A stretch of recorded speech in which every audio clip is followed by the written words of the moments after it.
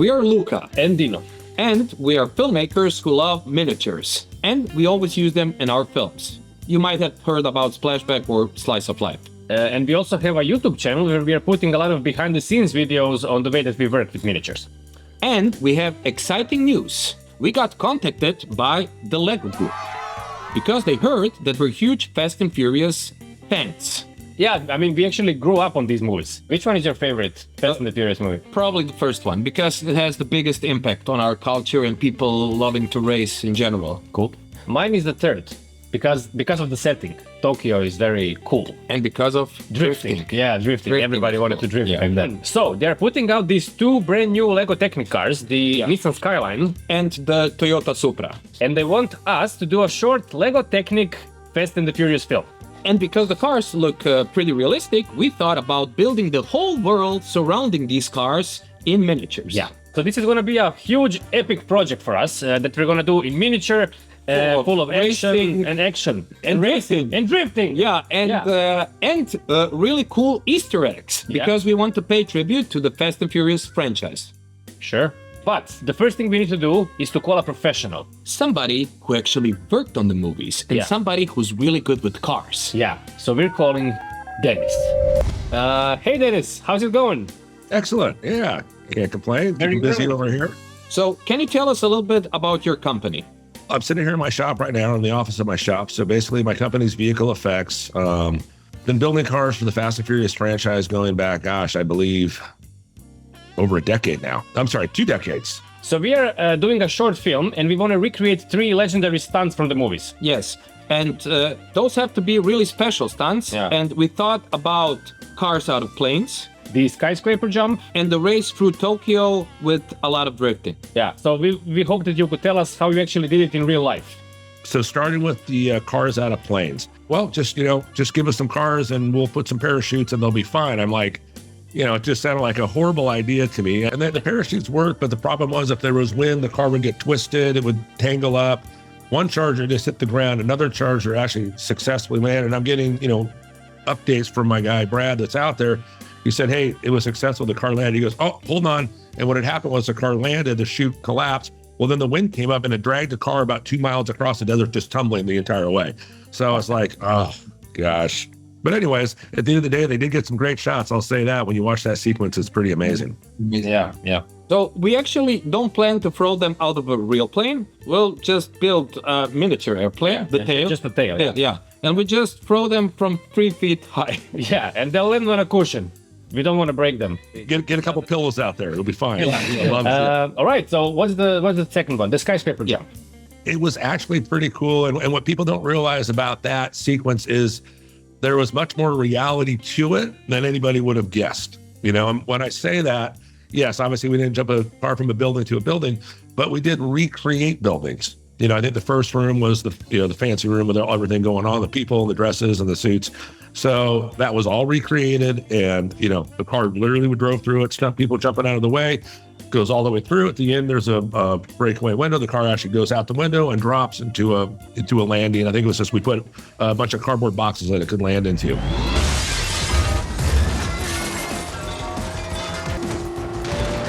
And the last one, the Tokyo race.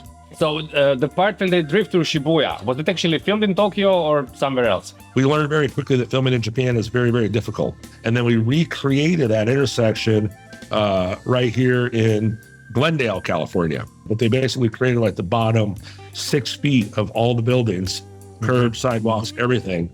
And we did and it was basically to scale. So we could do that whole sequence and then visual effects tied in the rest, in post. And, worked out really well. Basically, that's the same thing we'll do. Only we'll have to build a miniature Tokyo. Yeah, and the Shibuya crossing. Mini Shibuya Shibuya crossing. Yeah. All right, so we actually heard that you brought the real versions of these 2 cars into your garage. Yeah, this is our shop here. And this is the actual car from the movie. So this is the actual original car from the film that was the hero vehicle. So the first thing I notice is the paint job. Looks exactly the same like on our LEGO Technic cars. Stickers. Yeah. The rims, the rear spoilers are there.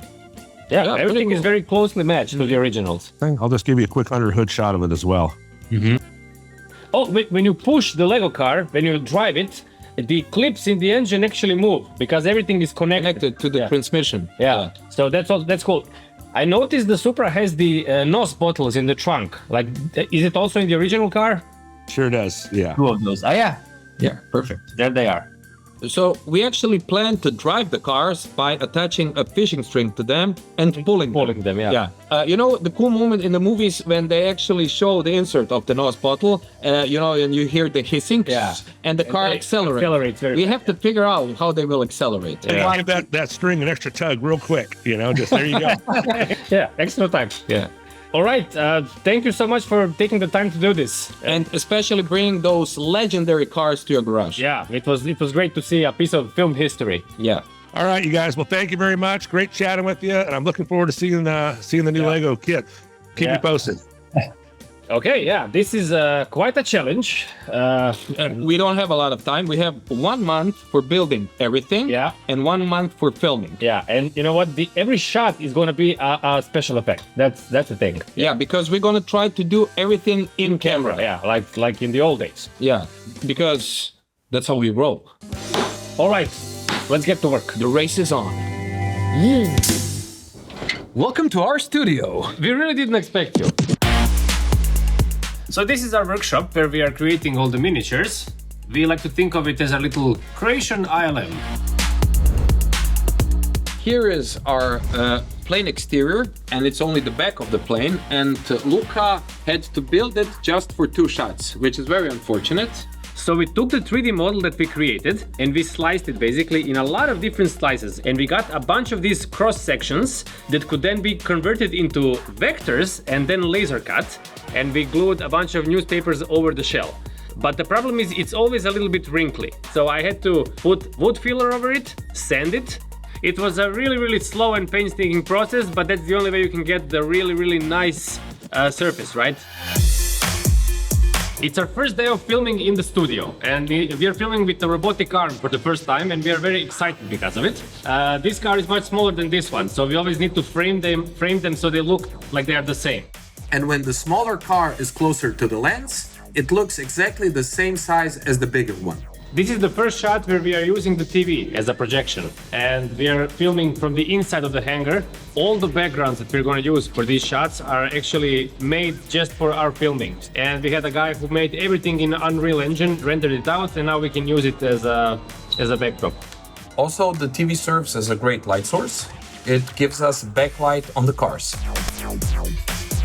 Well, we have to spin the wheel in place, and of course the cars are not motorized, so we wrapped some fishing string around the wheel, and now we're just gonna pull on the fishing string. We just frame it a bit higher, so you never see actually the rubber touching the ground.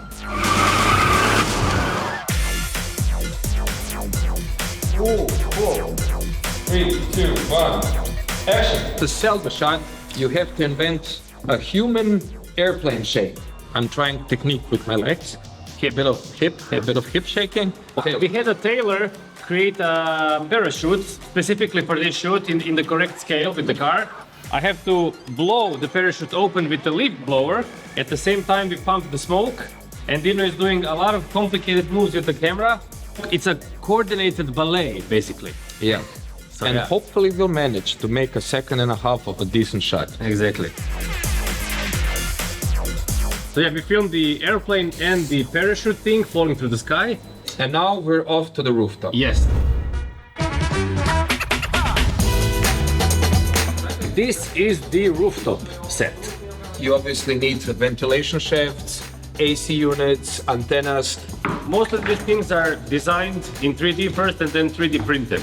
The guys in the workshop did a lot of weathering here to make it dirty and weathered. Our electrician programmed the lights to blink in a different manner. So this signal light is blinking rapidly, and this one is a bit slower. So after starting to film some technical shots, now we're doing our first stunt shot. This shot killed us. It took 2 hours just for this one shot. You have to lower the car with one hand, and then you have to turn it when it lands. Hopefully we got at least one that's working, but it takes a long time.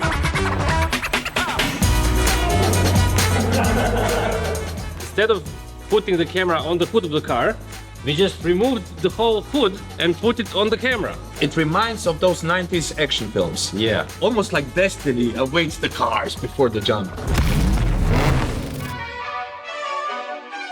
This is our third miniature set. It's the empty office building, and it's a construction site. We prepared a bunch of these tiny props like little pellets, ladders, pallet jacks. Now we're gonna have a lot of fun detailing it to make it seem like it's like the builders just left.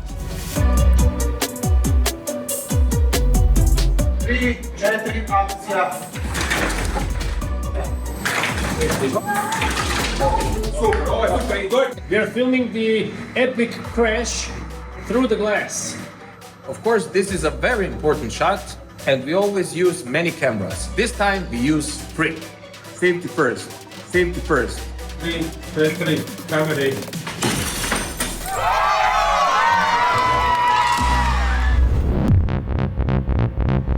To create the streets of Tokyo, we need 6 buildings. So I laser cut all the panels with the windows, glue them together to form the facades, and then we connect them into the final shapes.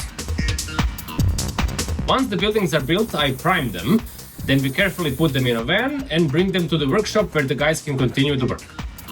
Basically, it's the exciting part because we bring all the buildings here, right? And we do the painting.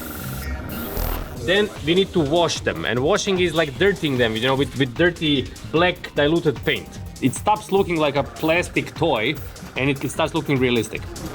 We do the windows, we do detailing, for instance, gluing on AC units. We decorate the storefronts. So here you see all the really cool last phases of the build process. We had to create 36 functioning street lamps for the streets of Tokyo. We have about 150 of these neon signs, and each one needs to get a designed image on them, right? After over a month of insanely hard work and many long evenings, it's finally Christmas time!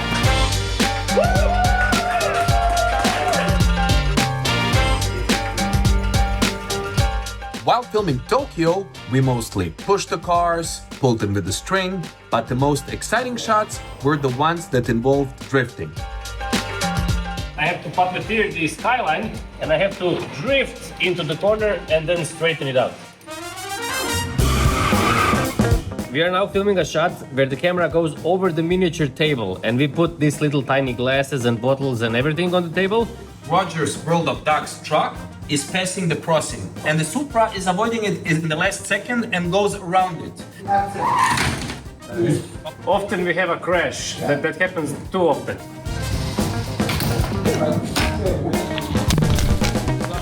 We tried to be very careful and not to crash cars, but then it didn't look dangerous enough.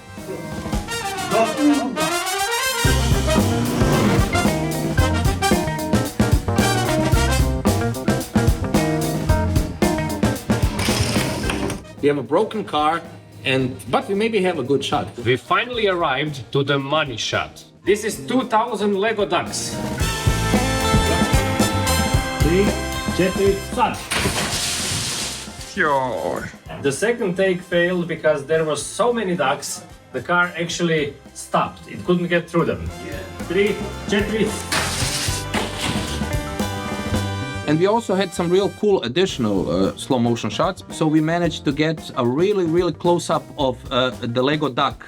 We're filming, for example, for 2 days, for 10 hours every day. And then you watch the edit and it's like 5 seconds of footage. And it goes by so fast that you're like, it was 2 days of work. It's a little bit silly.